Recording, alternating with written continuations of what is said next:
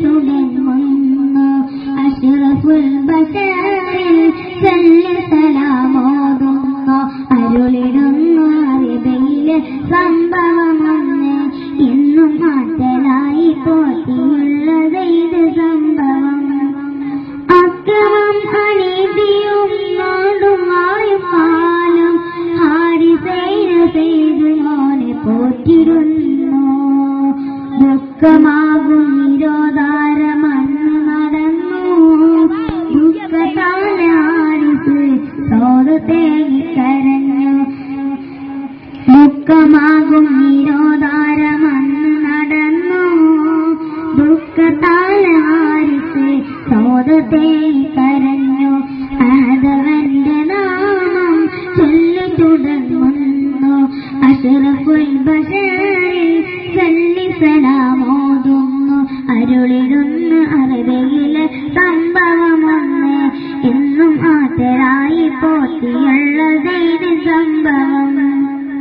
ഞങ്ങൾ അവതരിപ്പിക്കുന്ന കഥയുടെ പേര് സെയ്ദിന്റെ അഞ്ചം എന്നാണ് 6-ാം നൂറ്റാണ്ടിന്റെ ഉത്തരാർദ്ധം ഞങ്ങൾ ഗോത്രങ്ങൾ തമ്മിലുള്ള യുദ്ധങ്ങൾ കൊടുമ്പിരിക്കൊള്ളുന്നു നിസ്സാര കാര്യങ്ങൾക്ക് പോലുമുള്ള യുദ്ധപ്പാടുകൾ ഐതിഹ്യമായി നമുക്ക് കാണാം സംസ്കാരവും സ്വബോധവും വളരെ രസിച്ച ഒരു വിഭാഗമായിരുന്നു അന്നത്തെ അറബികൾ അന്നത്തെ ഉയർന്ന ഗോത്രങ്ങളായിരുന്നു ബനു കൽബിയും ബനു വബിയും ബനു കൽബി ഗോത്രക്കാരുടെ ഹാരിസിന്റെയും സൗദയുടെ മകനായി സെയ്ദ് റളിയല്ലാഹു ഭൂജാതനായി കളിച്ചു വരയ്ക്കേണ്ട കേവലം 8 വയസ്സിൽ പോലും സെയ്ദിനെ പുറത്തേക്ക് വിട്ടിരുന്നില്ല കാരണം എന്തെന്നല്ലേ പുറത്തെങ്ങും വഞ്ചികളുടെയും ചതിയുടെയും മുഖങ്ങളായിരുന്നു അങ്ങനെയിരിക്കെ പൂവാണ് നല്ല മലപ്പടി മുല്ലയിൽ ചെയ്താണ് പതിവായി കളിക്കും നേരം തന്നിൽ കൊള്ള സംഘവും മണവായി കൽബ് നബിയിൽ ഗോത്രം തമ്മിൽ കൊള്ള കൊലകൾ ചെയ്യുന്നേ കൽബ് നബിയിൽ ഗോത്രം തമ്മിൽ കൊള്ള കൊലകൾ ചെയ്യുന്നേ കൂട്ടഗണപ്രിയെന്ന ഗോത്രം കൂട്ടിയെ തട്ടിയെടുത്തവരോടുന്നേ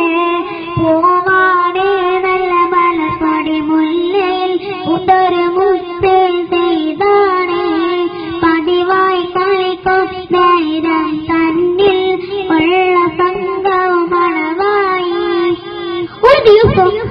കളിക്കാനിറങ്ങി പെട്ടെന്ന് ബനു വബി ഗോത്രക്കാർ ബനു കൽബ് ഗോത്രക്കാരെ കൊള്ളയടിച്ചു അവരുടെ സമ്പത്ത് മുഴുവൻ കൈക്കലാക്കി അങ്ങനെ അവർ നടക്കുമ്പോൾ സംഘത്തിന് ഒരുവൻ പറഞ്ഞു അതാ അവിടെ ഒരു കുട്ടി അവനെ നമുക്ക് ചന്തയിൽ കൊണ്ടുപോയി വിൽക്കാം അങ്ങനെ സെയ്ദിന്റെ ബാക്കി എന്ന് പറയട്ടെ ലോകത്തിന്തോ